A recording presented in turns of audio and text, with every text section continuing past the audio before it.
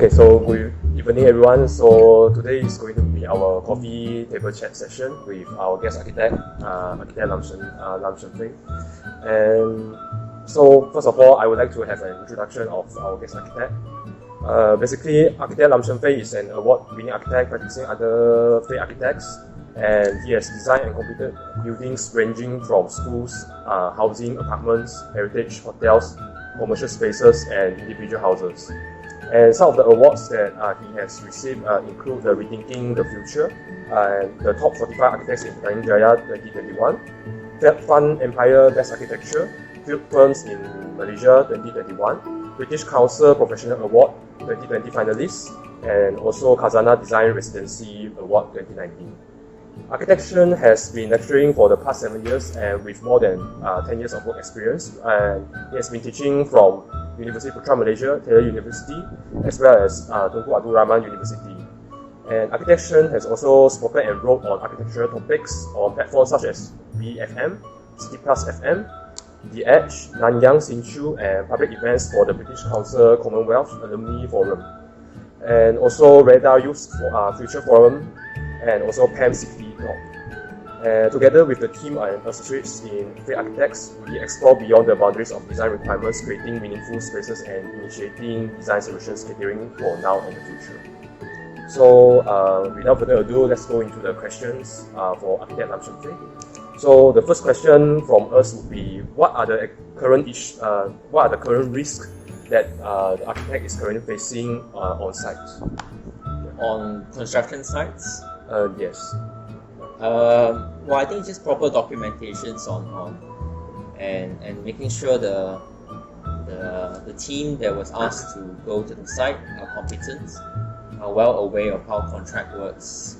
So with those knowledge, you can actually administer the site, administer the conditions of the sites better rather than just going for meetings. Is there any issues like trouble finding actual experienced consultants to actually go to site for inspection and supervision? I think generally there's no lack of experience or competencies, but it's a lack of fees. Because you got low fee, you get monkeys to go to the site. Yeah. You pay high fee, you get like experienced staff. I see. So I think we can go to the second question. So how does the architect actually handle his documentations related to site instructions and site recordings? How do they handle? Well, firstly, site documentations are recorded manually as a meeting minutes, and they will counter-check by several parties to be confirmed. But in addition, photographic evidence has to be taken as evidence of words. Dated, as well as the reports that are submitted by the contractors and subcontractors, and the payment paid by the clients, all part and parcels of the contract to be administered. So they can be by digital or by manual, but either way, as long as it's properly kept, whether it's by file or server.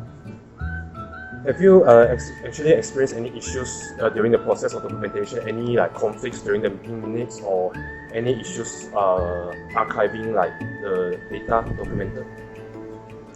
Generally, those are not major issues. I think in the end, the reason of all this documentations kept is so that you avoid conflicts. And conflicts, there are many ways to solve conflicts. As long as there's a reference to be made through some form of documentations. It can be outdated documentations, but as long as it's reasonable, as conflicts are made due to confusions or miscommunications. So as long as they are reasonably made, I think a lot of these conflicts can be solved. So going back to your questions, I think that they are not major issues as long as it can be everyone seated together, it can be discussed. So in your own experience, have you experienced such issues regarding this process?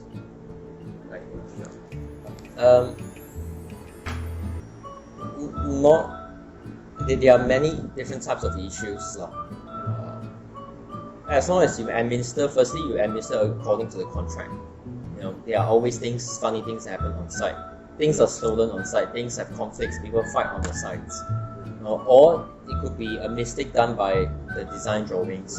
So as long as you quickly remedy the matters and work through what everyone discussed, I think it helps. I think good communications also helps, and I think consistent documentations would also help, because sometimes you make mistakes. But if you have systematic documentations or recordings, they will help to support, because I think a lot of times problems occurs through collections of small problems. So if you can solve the small problems very quickly, you don't have big problems. Okay. I think we can go to the next question. So actually, what are the advantages and disadvantages of having site agents? The advantages is always convenience of contact, but the disadvantage is cost. You can put 10 people to do a job of one person, or you get one person to do a job of 10 person. If that person is competent and capable, great. It's the cost eventually. So would you argue that so from what we heard so far, would you argue that the cost is the main issue that architects currently face? Since there's a sufficient amount of expertise in this field, it's just that the matter of cost that is it's a competitive industry, so I think you just need to manage your costs, manage the expectations of the clients. That would help to,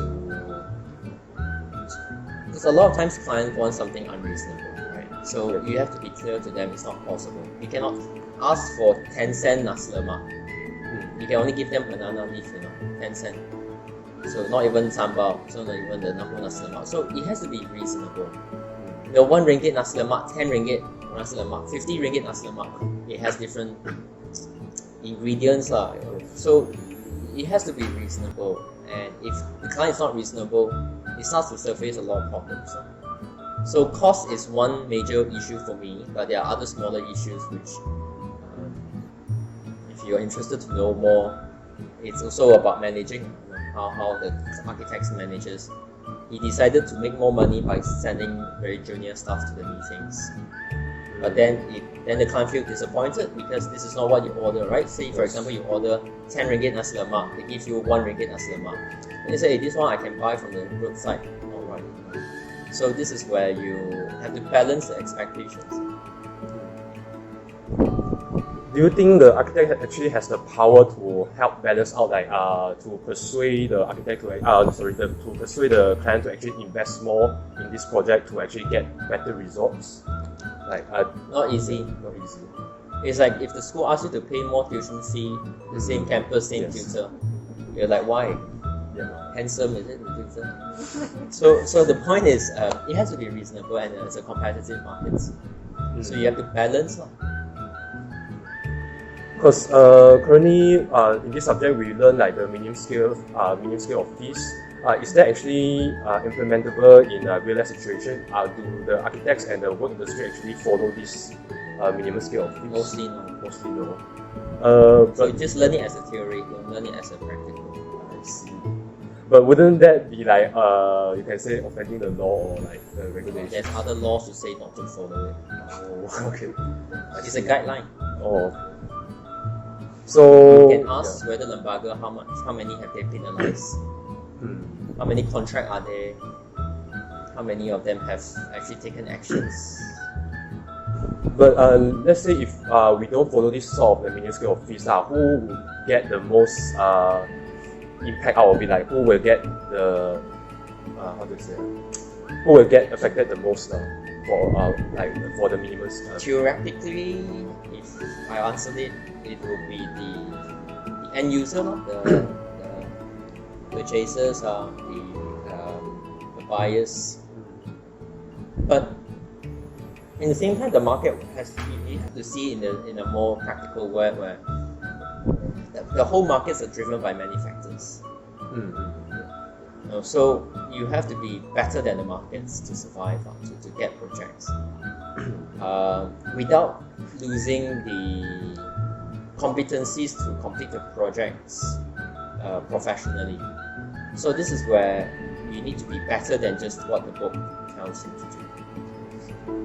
And this is soft skills. This is what the school never teach. You probably learn from your part 1 and part 2. So yeah, that was quite insightful. I think we can go to the next question. So has the architect been involved in design and build projects or conduct any related like design and build contracts? Yes. Yes. Okay. Do you think actually design and build contracts are better for the architect compared to like traditional contracts? Design and build is actually a very traditional as well, so Yeah. I'm not sure what that means.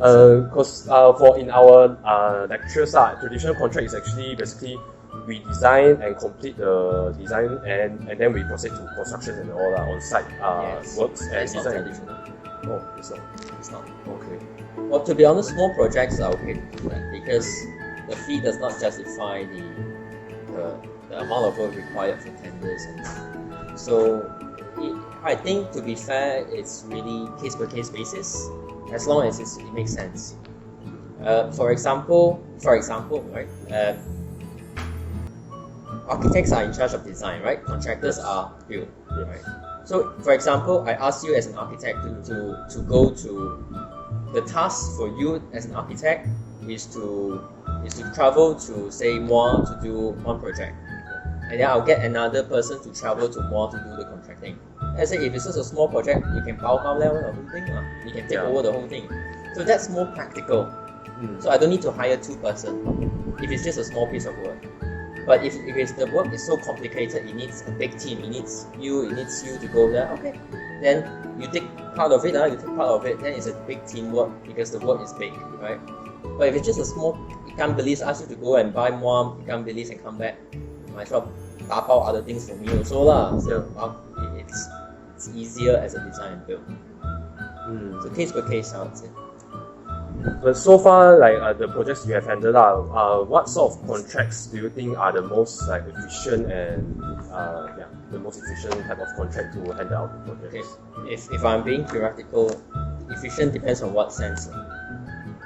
Efficient for the architects or efficient for the client or efficient for the purchasers? I think the overall result, like how to achieve the end result. There's no overall. No, I mean I can answer one by one to you. Yeah, I think if you talk about efficiency for the architect, yes, because I got one contract, so I don't have to deal with so many parties. I can actually solve it out by myself. Clients might be the same, but the quality might be different depending on the quality of the architects. Right. For the end users, if the architect can do the job well at a good cost, then the whole cost goes down. Then they might purchase at a lower price. Assuming that the competencies is there, it's sufficient. But the moment you start to cut costs here, just thinking that by doing this you can cut costs and cut costs. So architect also cut costs, contractor also cut costs, then the outcome is different. So it depends in the end, but in summary is, of course, for small projects, simple projects, I can't say small projects, simple project, you can actually do it, it's more efficient that way. But for very complex projects, say Twin Tower, you cannot do that, right? Because it's multi-billion, and you need a lot of specialties and consultants to come in. So there's so far there's not a specific type of answer to get the overall best results. You can only focus on one specific. 对症下药. Okay. It's not doctor very easy, just Panadol and take Yeah, it. correct. Yeah, I think the final main question that we want to ask is how can technology play a role in assisting the architect with project management? Do you have any examples of tools that you use for your project management? Efficiencies. Okay. Play a role. Basically, anything being digitalized is much faster because you can amend on the spot, you can take photo, you can send to anyone.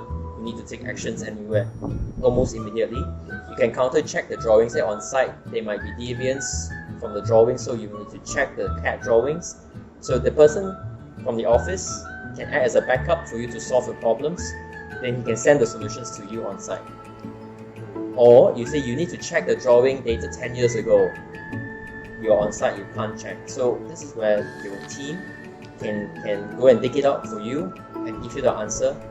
So that helps to save weeks of waiting. Yes.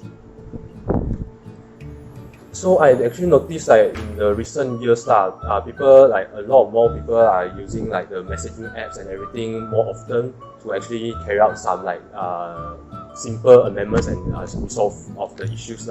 So do you think this sort of method is actually proper to actually carry out, because messaging tends to have not a proper archive system, so like everything is carried out like through chat . Do you think it's like a good approach to like in terms of technology? I think yes, because you also mentioned that it's faster, but it's just the way it's being documented. Documented means how is it being systematically recorded as a sequence of instructions or sequence of happenings, so they can be referred immediately. So, but then when you say messaging, it's also, they are not formal because they are very informal, right? Yes. But sometimes there are ways to do it. So it's the how you do it that matters more. The whether is, yes, you can do informal, but then you can formalize it with a paper later. Or you can actually use that as a formula. Say instruction number 5, instruction number 10. Like today is tutorial number 10. If you know, if you don't know, it's fine. So that as a sequence, hey, tutorial 10 you should do this already. So because by tutorial 20, for example, you should achieve certain level of complexities for your projects or the number of work. So you know what level you are. So that is also part of the system that can be followed through. Yes. Okay. So far, how long? 20 minutes. It's 20 already. Yeah. We still have like a few more questions . I think. Yeah. So these are some other questions that we come up with . So next would be, what are the architects' view on the current issues of architectural profession in Malaysia in terms of like managing building construction contracts with regard to the quality of work, budget, time constraints? Shorten your question. Yeah. Very long. It's a bit long, but basically it's number 6. Number 6. So basically it's something similar like I mentioned previously regarding the contracts. Okay. Views on the quality of works, budgets, time constraint. Wow, your question is simple, so don't know how to answer. Yeah. Availability of skilled workers. Basically the overall objectives. Well, when you say overall means nothing, you really. Yeah. Okay, one by one. Okay. We talk about quality of works. Quality of works, first of all, it's before the contractor start works, you need to have an understanding and how you get an understanding of the quality of work you get. Right? Just like when you go restaurant, you pay 1,000 ringgit for this nasi lemak, right? For example. How can you know it's good? How can you know it's worth 1,000 ringgit? For example. Or you say 1 ringgit. Right? So the expectation has to be met. And how do you meet the expectations? I think a lot of times it's through communications or by contract or sample of work being delivered or previous sample of work being delivered. And those are, then your expectations will be met or nearly met at least, right?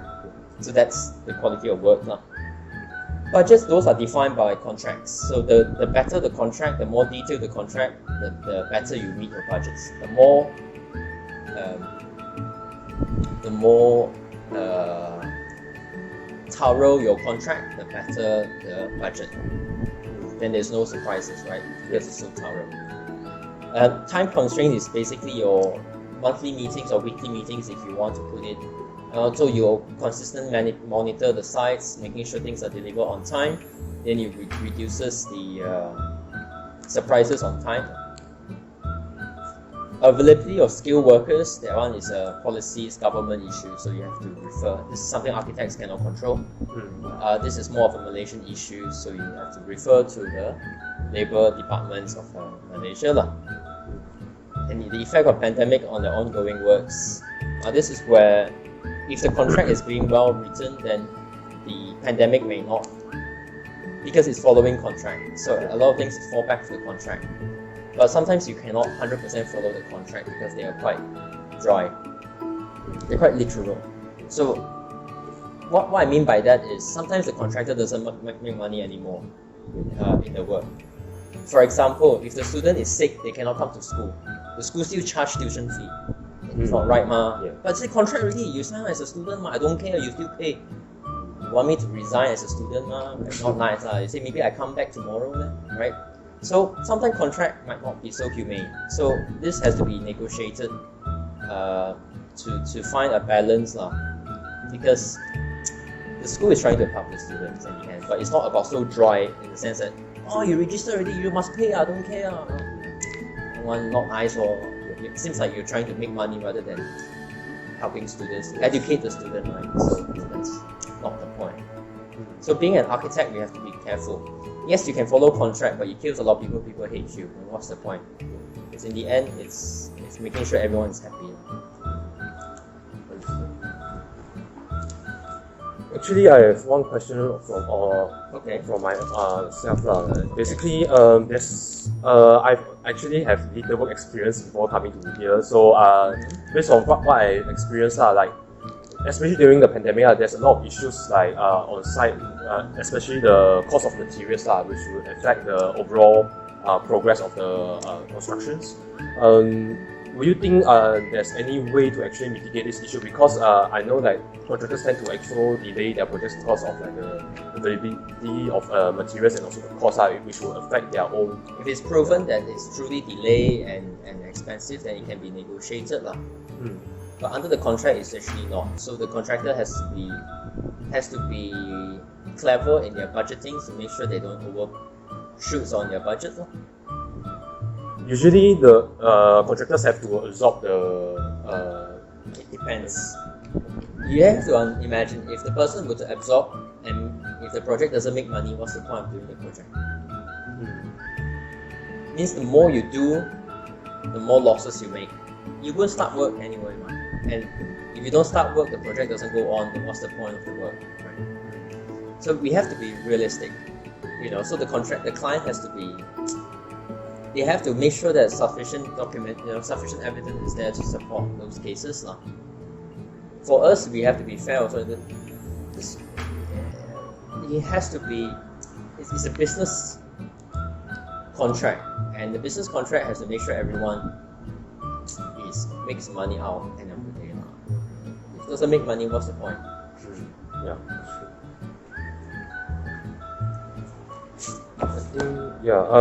I think the next question. People ask you to work for 500 a month, you also cannot work, man. Yeah. Makes no point. You lose money. The more you do work, the more money you lose. Your makan also rugi already.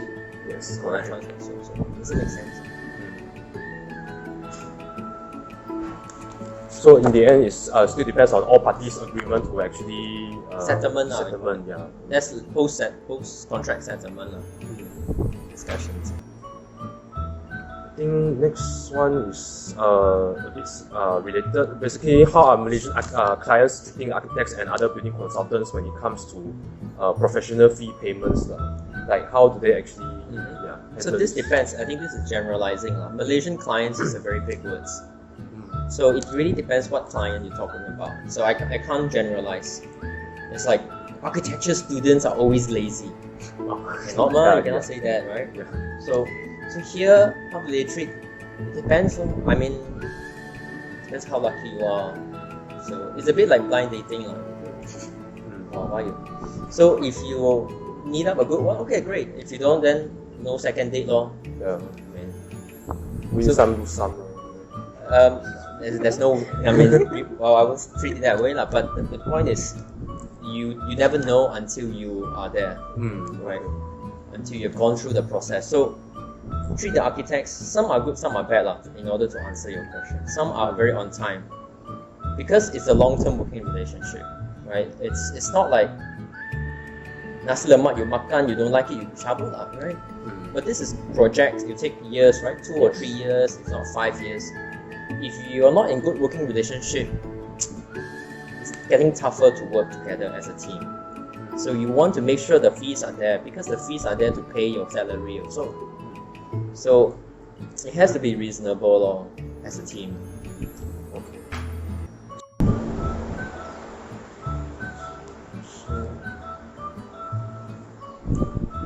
think we can go to the next question. What are the roles of the architect at the tender processing stage? Any factors that the architect should be looking at to make like recommendations of the best bidder to the client? The role. It varies from different projects, generally. But in order to answer your questions, the role of the architects in the tender processing stage is to see the submitted tenders fulfills the contract requirements set up by the architects along with the clients.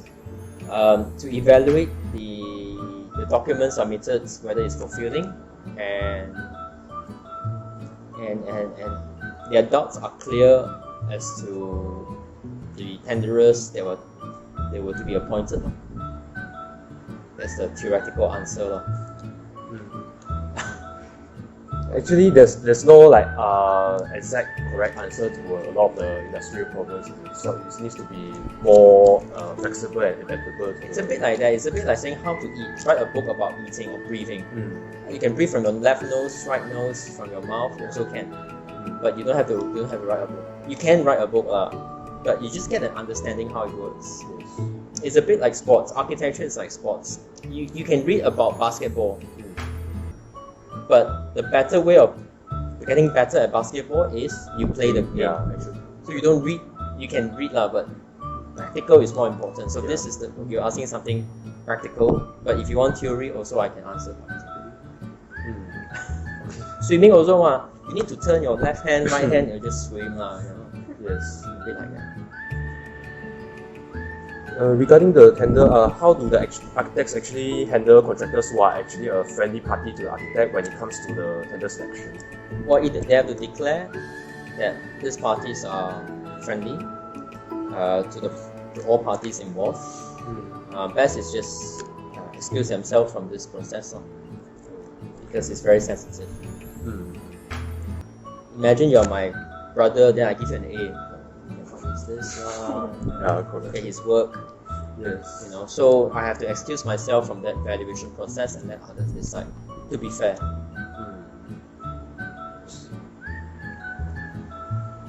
I think we can go into more towards the submission part.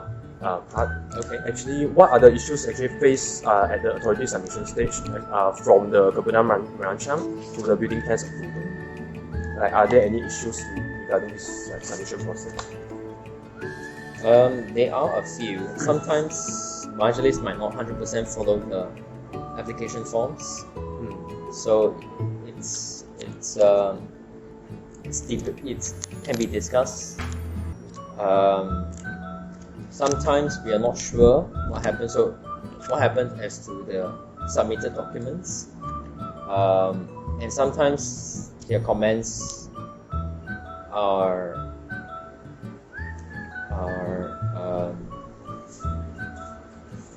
new from the revisions. Basically, even though they're commented, you follow you're trying to match their requirements, and they add up more comments, so that their comments are not final. And different mergers have different requirements, so that's something you have to work with differently.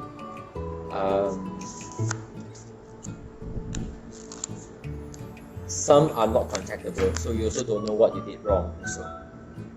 So sometimes it's not clear. Sometimes you need more advice, they don't give you. Like tutorial I don't give you, I just give you yes, no. You also have to figure out yourself. You figure out yourself, you're also not confident. Yes. So there's a lot of time thinking about what is right rather than doing the right thing. Yes. That's the problem. Guessing a lot, guessing.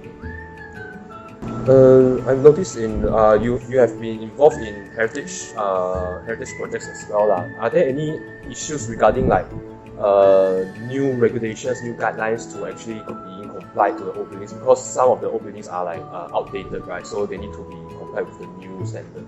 So are there any issues regarding that, or do you have any solutions to actually address this outdated buildings? When you mention outdated,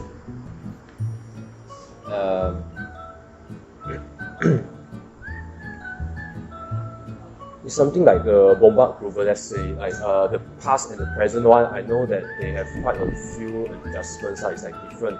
Like they don't actually have is it? I forgot the Bomba approval, but I think it's different from the past, right? They have like new regulations needed to be complied. So Even there's new, they don't follow. okay. So updated or outdated does not matter anymore. Because it's the people, it's the key. They don't follow, they say, oh, we're still following the old one. Then you lecture them on the new one, is it? Cannot be. So it's, again, come back to the phrase of 对症下药 lah. It's case by case, project by project, people by people. Just like tutorial, I cannot say, same comment, just copy his comment, okay, good enough already. Cannot, right? So it's your project, your answer, your tutorial is different from his.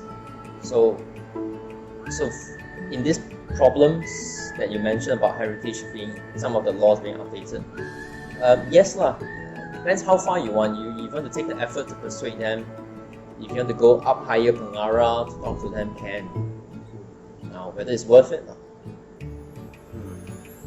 because like recently, even in certain area, the Kampong Baru area, there's like a row of shop houses being burned down, right? So that's one of the issues of past buildings. They have like the tendency to like have like these sort of accidents. So do you think we as architects should still update the designs up to actually help? We can update as much as we want. Yeah. But if it something happens, it's still on us. Yep, that's the fact of life, unfortunately. Like politicians, they say what is good, but then might not implement a lot of things. So the point is, it's good to be aware of the safeties that people can take. Like you can tell your friend, hey, you should wear your seatbelt, but he doesn't wear. You wear for them, cannot, right? So the point here is, you can warn them, you can tell them. It's good that you warn them because you're being a good friend. You tell them. But if they don't wear, you cannot force them, right? Yes. So aware is good. It's a good start.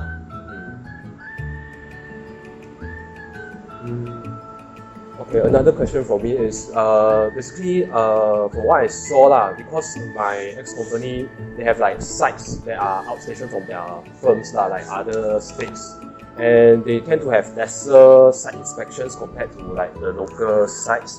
Like let's say like only have a monthly inspection and all. So like a lot of the ongoing site works they tend to not being supervised. So sometimes the contractor might do something on their own and that might cause some issues like conflicting opinions, or they already done some designs on their own. They change the design completely and you cannot revert already. So in this case, do you think the contractor should be held at charge, or is there any other ways to actually? It falls back to the contract.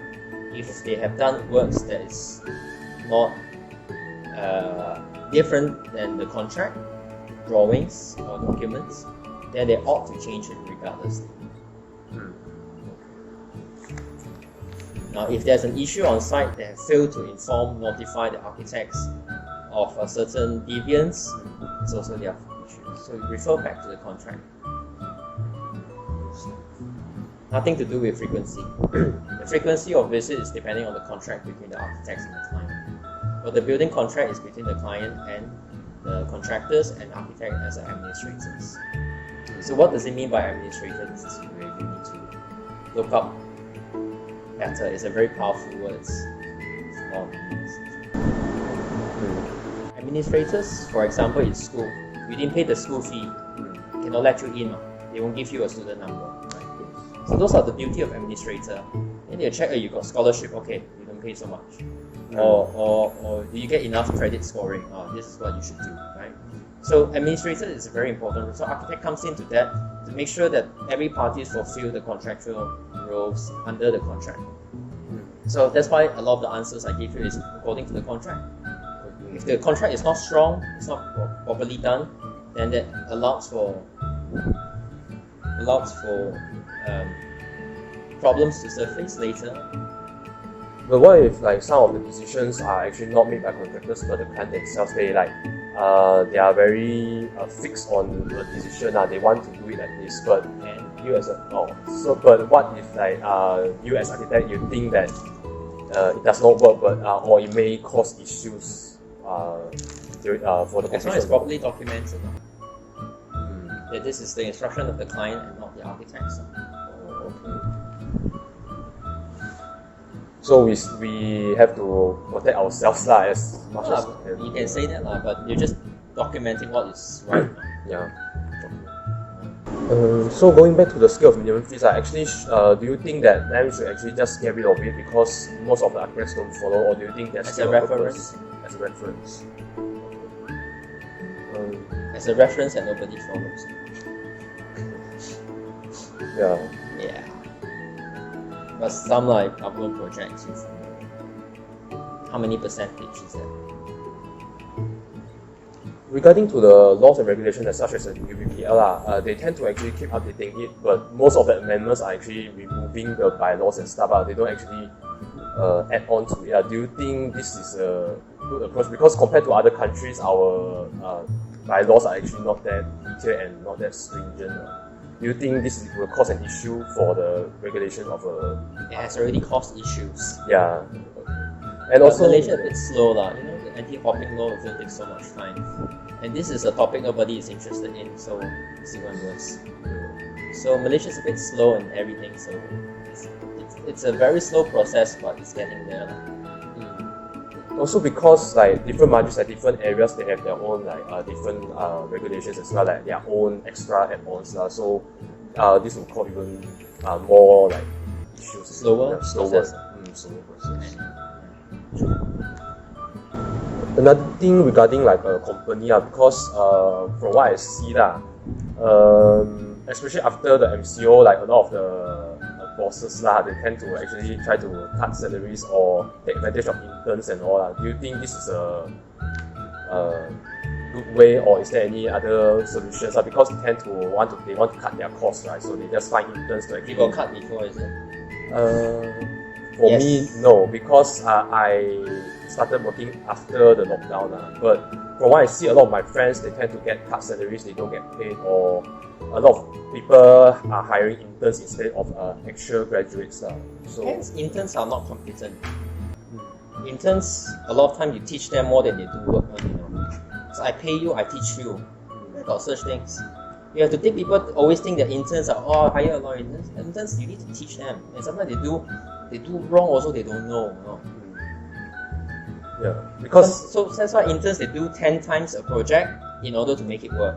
People with experience do one time already work. So you need to look at what they're coming in as. So people always see that it's all about money. You can also tell client hey, this one is expensive, they don't listen to you. So it's not that easy. Interns, a lot of times, software also AutoCAD need to teach them, Oh, you open the file, no block one, not polyline, somewhat, it's all line. Yes. How do you work as a team? It's transferred to you, then you got extra work to do, right? If you're part 1 or part 2 or part 3, you get an intern drawing. I need to spend another 10 hours to redraw the drawings. And sometimes they're very smart, they adjust your drawing, you zoom in, all the lines not match one. Yeah. So you charge him or you pay him. Yeah. So you think that you are making advantage? No, they're taking advantage of the employers. But what the employer is doing, giving them opportunity and also give them salary. So who is winning here?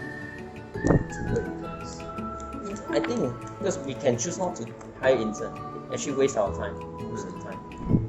I mean, I'm not being biased in that sense. We've gone through that. Some intern even text me midnight, teach me how to do things. We shouldn't wear collar, we should wear casual like Google. They are very creative. You're only intern, you're teaching me how to run a practice. And then they say, I want to come midnight because it's so creative. I was like, but you need to work as a team. You're just learning, right? You don't implement so many things. It's like, am I helping you or you are helping me? Am I learning from you or you learning from me? So talking about salary cut, it depends. I never cut my staff salary, so not a problem for me. But they have to manage their finances and whether the team has to decide whether it's worthwhile. Say that you have installment, you have your kids to feed, you have your parents to pay, you have your car to take care of. If you really go much more below than that, you cannot take it, you have to leave. Yeah. But for the boss, it's also a good test for those who see who are more capable, who has the loyalty. So it depends. It's something that the boss doesn't want to do as well. We have to trust, assuming that this is true, that they cannot support. Who knows, they can support, they still cut different things, right? But assuming that it is, you have to survive. So yes, it's a balance. So it's a bit like the material costs go up. The contractor says, the more I do, the more ruby I am. So what do you want me to do? So we have to see not as a particular issues that you see it as the question has posed. You have to see the bigger issue why certain things happen. So we have to be realistic. You cut salary also, you don't cut like 50%, what's the meaning? But to a reasonable amount that can be come back, can be negotiated. In good faith, it's a word that nobody teaches in the industry. So everyone is just blaming, you're not good, you're not good. But you have to do in good faith in the long journey. And what is the meaning of good faith is another topic. Yeah. Anyway. Yeah. Regarding graduation, just now was interns, but right now fresh graduates part 1, part 2 lah. Do you think there's a fine line in between the differences of their experience levels, their job scopes? Because sometimes part 1 they are being addressed to handle part 2 job scopes or it's an opportunity. Unless you want me to give part 1 to do intern work. And work sometimes is very open, you're just there to help out in the end. So you're not this is not my job scope, I don't want. That kind of attitude doesn't get you anywhere. Just like today, I'm not supposed to help you with all these things. What am I getting out of this? If I'm being practical, but I'm just thinking I can help you, it's okay. So I didn't even give her much trouble when she texted me and said, okay, on. Give me the option, okay, 来啊，可以咯. So it's very easy for me. I don't want to make it difficult for you. So a lot of people in life, they are very calculated. This one. Yeah. Give me so far, this one. The sensitive question, I don't want. Because some people who are working in one of the companies for a long time, let's say they are a part 1 graduate, they work for a long time, then their bosses ask them to actually continue their studies so that they can actually get a raise or something they try to encourage them to further study. I know it's good for them as well. But do you think the students themselves, they should actually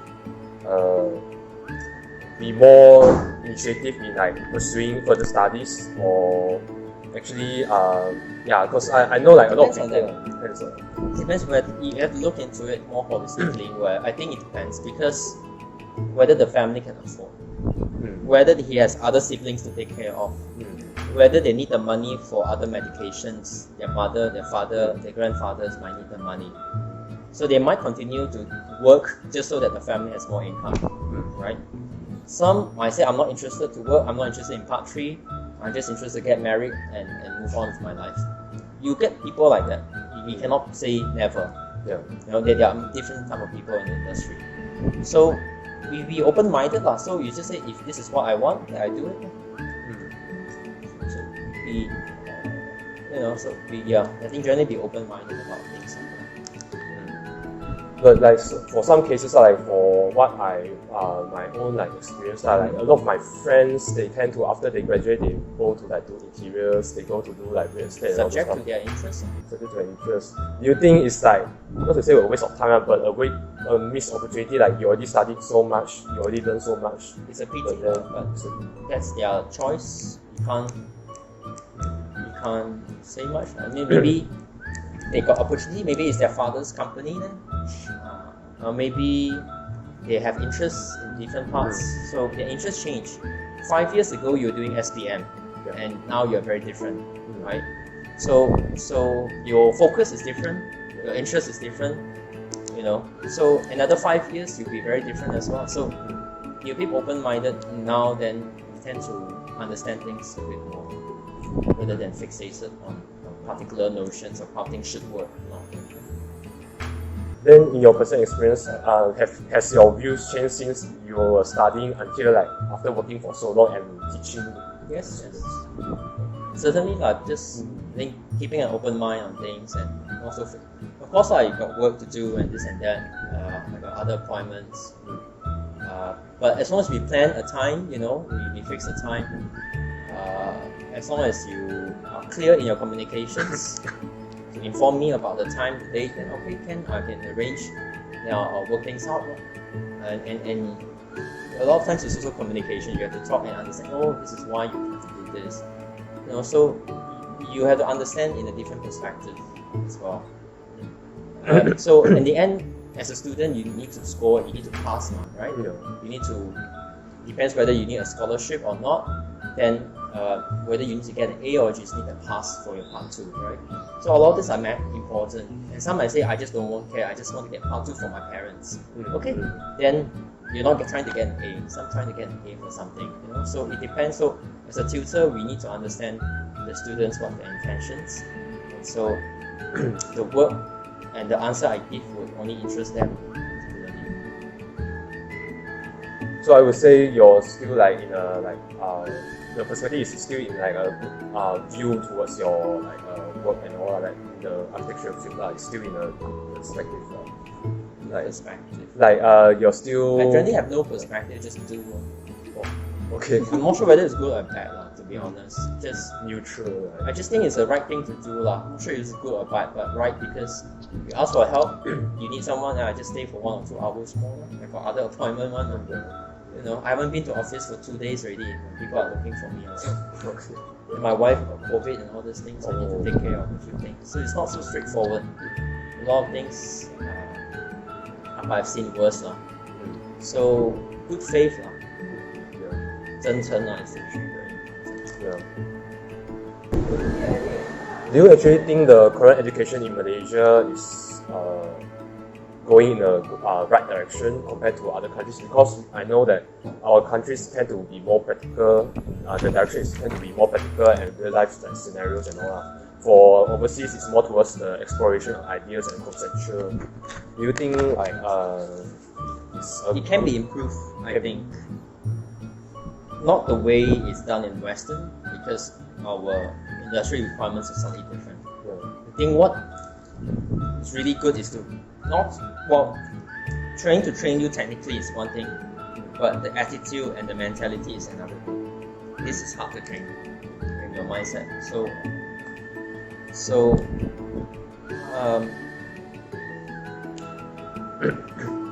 I think in terms of technical competency, it's a must. That's the basic baseline. Yes. But attitude and things, open-mindedness and issues you face in your part 1, those can be discussed so that you don't get frustrated by certain things that you never know.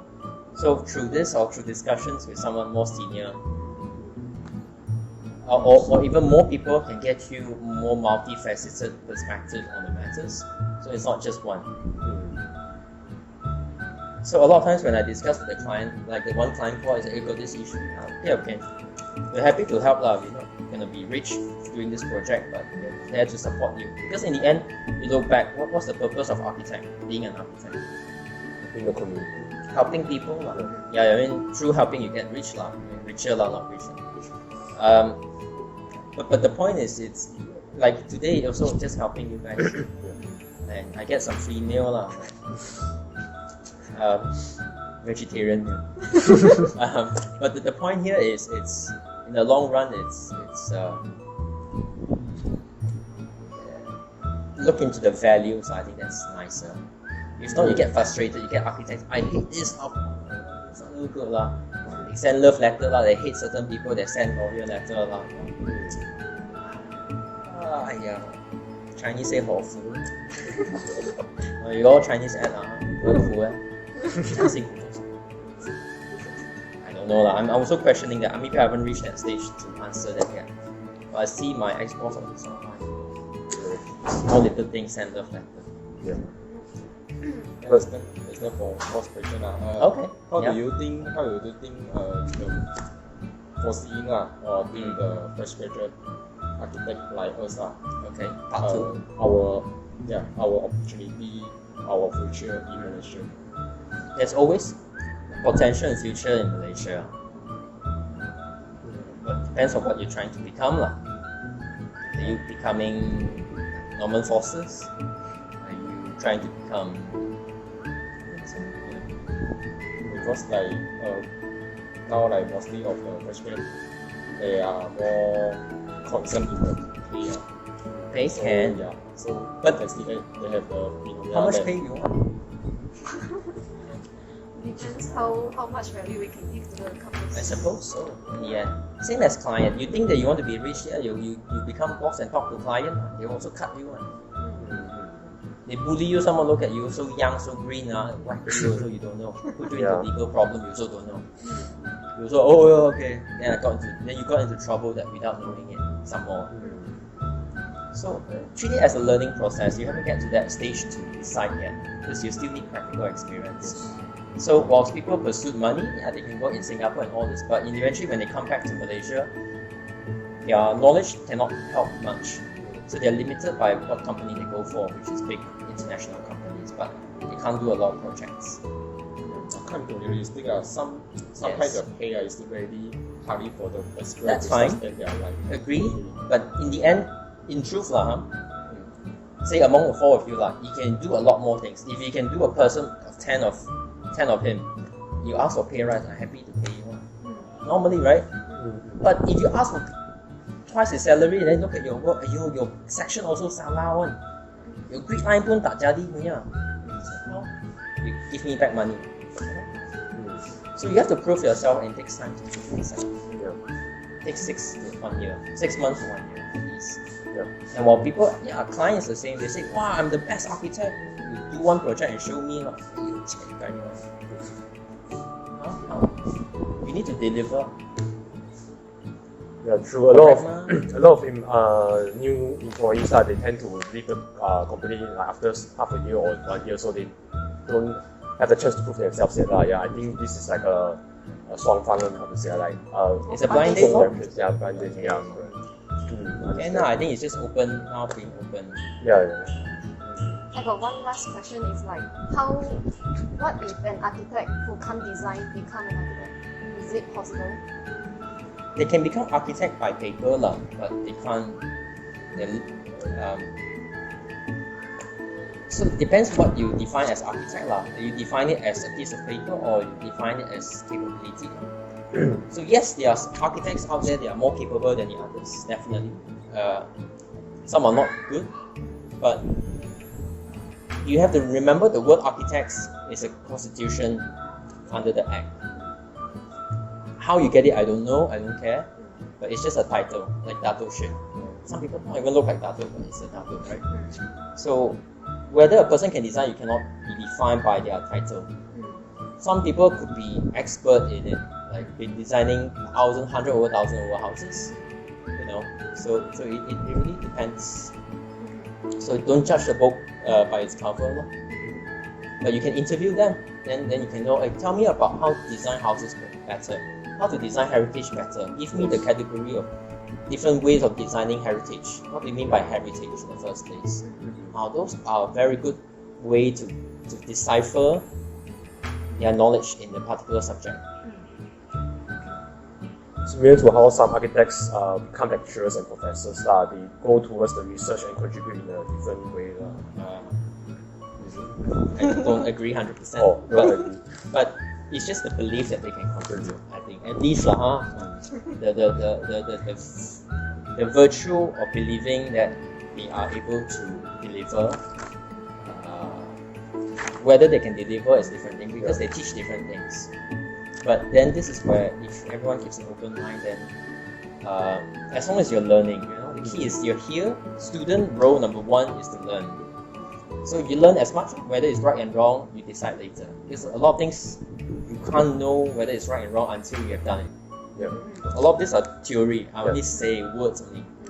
But when you practice it, this is why the hand must do that in order to make it jump faster or higher, in basketball or badminton. The footing must be there because even though you can smash very well, your feet is not there, you cannot smash Yeah. Because I train a bit badminton. So a bit like that. The foot matters number 1. The hand is number 2 in badminton. Basketball is the same one. You need to make sure you jump on the right. If not, you cannot coordinate your flip. So here to learn, and when you practice, the more you learn, the better you practice later.